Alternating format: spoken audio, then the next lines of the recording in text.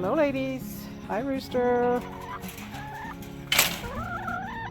Come to check on your food. It's probably wet, so I got to take care of that. How is everybody? Yeah? Yeah? Yeah?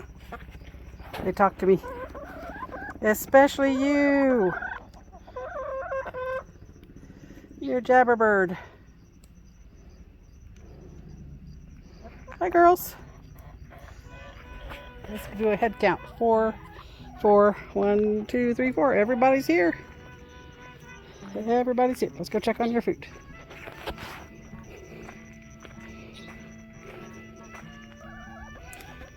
So yeah, it got all wet, of course, because there's nothing protecting it. So what I'll do is I'll dump this out. The birds will eat it, so I'm going to let them consume that on the ground. And then later I will fill it up and put it underneath one of the coops in the pen where it will be out of the rain. The lid came off nicely, or the top part. Yeah, Rooster, we know.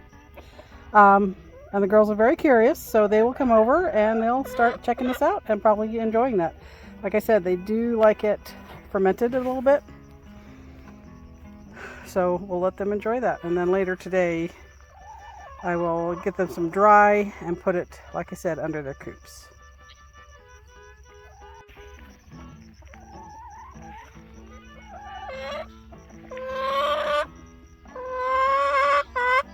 Come on, Chicky Chick.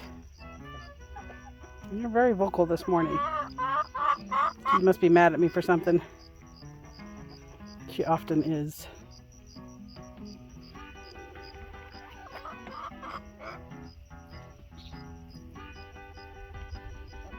Rooster peeking through. Rooster is a silkie. We didn't plan on having roosters, but it was just one of those luck of the draw things. The thing about silkies, although they're beautiful and they're usually very docile, they have very poor eyesight. So sometimes he likes what I'm wearing and he leaves me alone. Other days I can come out here and he may not like the color of my shoes or the color of my pants or my shirt or my hat, and he'll attack. The nice thing about these guys, their attack isn't very much more than a nuisance. Their talons aren't really sharp. He's never scratched me.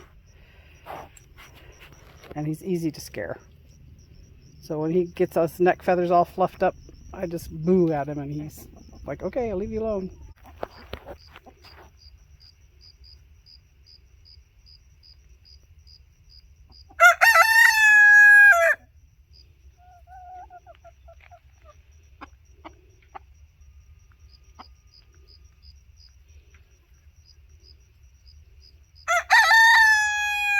I better go. I think he's telling me to get out of here. Oh, okay. Going. Leave me alone.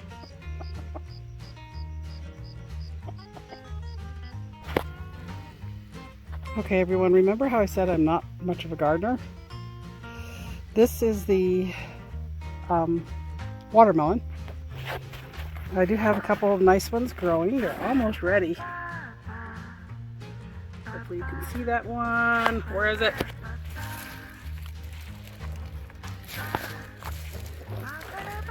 There it is. Almost ready. I might go ahead and cut it today. But here's something funny.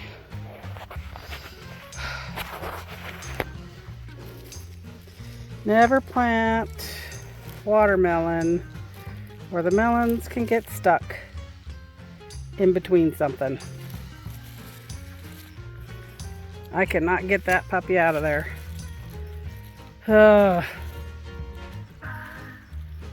I didn't even notice it was down in there when it was growing because they just sneak up on you. And then yesterday I found this one and I was able to pull it out. So now I have this funky flat watermelon. We'll just see. But yeah, I think I'm going to harvest that one. I have a few more about, they like to stay hidden. I went ahead and checked to make sure I didn't have any more. But this one, gonna be a challenge. Get that puppy out of there. It just might have to be sacrificed because it's growing in there. I cannot get it. So it just might have to be sacrificed. That's too funny. I didn't even think about that when I put them in here. So I will know that, I'm going to note that for subsequent, oh, there's one over there. For subsequent gardens. To not put anything like squash or melons where they can get stuck in there.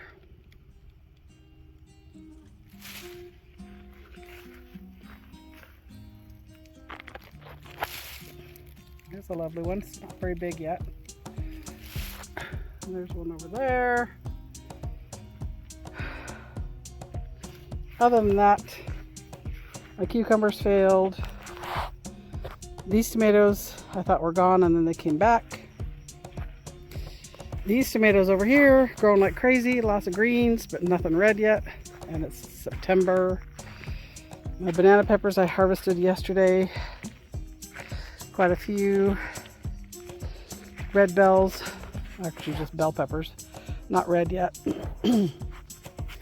The onions have kind of stagnated. I've harvested a couple yesterday and they weren't very big.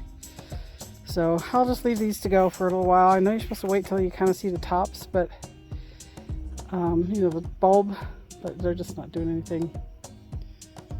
Oh well.